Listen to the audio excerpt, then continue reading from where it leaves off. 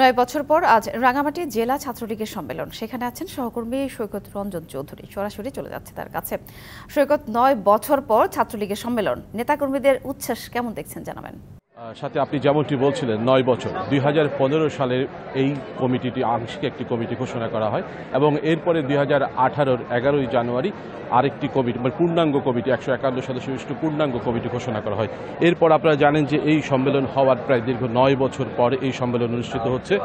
আজকে এই সম্মেলনে ক্ষুদ্র নিগোষ্ঠীর যে সাংস্কৃতিক ইনস্টিটিউট আছে সেখানে ছাত্রলীগের বিভিন্ন উপজেলা, রাঙামাটি জেলার বিভিন্ন উপজেলার নেতাকর্মীরা ইতিমধ্যে এসে উপস্থিত হয়েছেন। অনুষ্ঠানের সকল ধরনের প্রস্তুতি সম্পন্ন হয়েছে।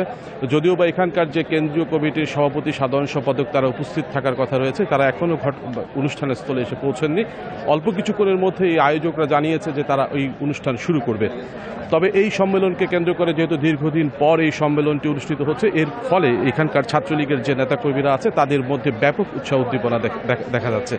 আপনারা যদি একটু দেখাতে চাই যে সেখানে হচ্ছে এখানের পুরো প্রাঙ্গণ জুড়ে কিন্তু বিভিন্ন পদপ্রার্থী থেকে শুরু করে নানা ধরনের শুভেচ্ছা জানিয়ে কিন্তু প্রচুর পরিমাণে ব্যানার সেখানে ব্যানার লাগানো হয়েছে এবং এই ব্যানারের মাধ্যমে যেহেতু যারা পদপ্রত্যাশী আছে তারাও যেমন একটা আশা করছেন নতুন পদে তারাও আসীন হবেন। একই সাথে নতুন নেতাকর্মীরাও তারা মনে করছেন যে নতুন নেতৃত্বের মধ্য দিয়ে একটি ছাত্রলীগের নতুন নেতৃত্ব পাবে, যারা ছাত্র অধিকার আদায়ের জন্য তারা মূলত কাজ করবে। আমরা এখানকার ছাত্রলীগের সাধারণ সম্পাদক, সভাপতি সহ সকলের সাথে কথা বলেছি। তারা যে কথাটি বারবার বলার চেষ্টা করেছে, কেন্দ্রীয় ছাত্রলীগের সভাপতি ও সাধারণ সম্পাদক এবং একই সাথে রাঙামাটি জেলার যিনি এমপি আছেন, রাঙামাটি জেলা আওয়ামী লীগের সভাপতি দীপঙ্কর তালুকদার, তারা যে সিদ্ধান্ত দিবে এবং তারা যে সভাপতি, সাধারণ সম্পাদক কমিটিটি নির্ধারণ করে দিবে, তারা সকলেই সেটি মেনে নেবে।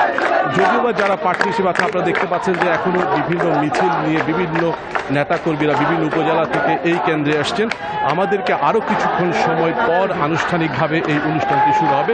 তবে আমরা যতটুকু জানতে পেরেছি যে কেন্দ্রীয় কমিটি এই সম্মেলনের পরে গিয়ে তারা মূলত এখানকার নেতৃত্বে কারা আসছে তাদের কথাগুলো জানা যাবে এবং এই ঢাকা থেকেই হয়তো এই সম্মেলনের পর থেকেই আমরা জানতে পারবো আগামী সম্মেলন হওয়া পর্যন্ত ছাত্রলীগের নতুন নেতৃত্বে কারা আসছে। এই পর্যন্ত রাঙামাটি থেকে। ধন্যবাদ সৈকত।